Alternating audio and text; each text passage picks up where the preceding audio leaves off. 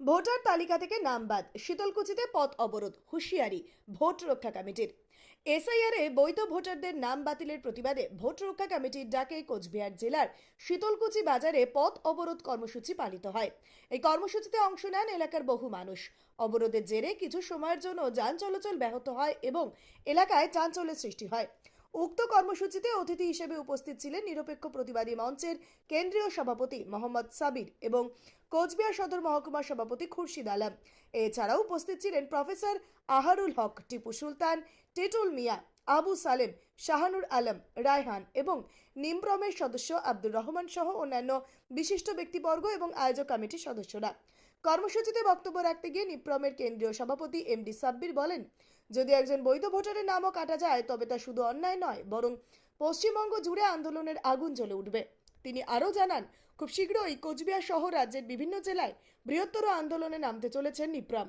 একই সঙ্গে তিনি স্পষ্ট ভাষায় বলেন, এই দেশ কারো পৈতৃক সম্পত্তি নয়। এই ঘটনাকে কেন্দ্র করে এলাকায় রাজনৈতিক উত্তেজনা তৈরি হয়েছে বলে মনে করছেন স্থানীয়রা। আপনারা জানেন যে পশ্চিমবঙ্গের মধ্যে যেভাবে এই এসআইআর তথা ভোটার সংশোধনীর তালিকার মাধ্যমে একটা রাজনৈতিক দলের নির্বাচন কমিশন ভারতের সাংবিধানিক কাঠামোকে উপেক্ষা করে যেভাবে দিনের পর দিন সাধারণ মানুষকে লাঞ্ছনা বঞ্চনা স্বীকার করছে, গরিব মানুষদের উপর জুলুম করছে, এটা একটা রাজনৈতিক দলের স্পষ্ট ষড়যন্ত্র। আমরা আপনাদেরকে স্পষ্টভাবে বলে দিতে চাই যে একজন মানুষের নামে যদি কাটা যায় তাহলে গোটা পশ্চিমবঙ্গ ব্যাপী এর যে আগুন জ্বলবে।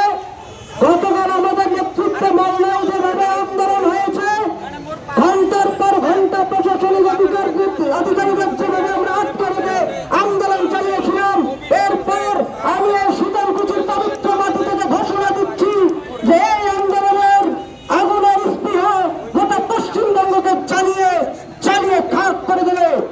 আমি এই শীতলকুচির মাটিতে আসার একটাই উদ্দেশ্য যে খুব শীঘ্রই কোচবিহার জেলায় কোচবিহারের রাজপথে বিপ্লবের পক্ষ থেকে বৃহত্তর প্রতিবাদ মিছিল সংগঠিত হচ্ছে।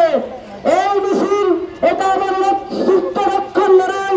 এই লড়াই আপনার আমার বাঁচার লড়াই। নরেন্দ্র মোদীর বাবার দেশ নয় এটা। আপনি এই দেশের নাগরিক। আপনাকে তো প্রমাণ করতে হবে এত ডকুমেন্টস থাকার পরে যে আপনি এই দেশের নাগরিক কিনা। আপনারা তৈরি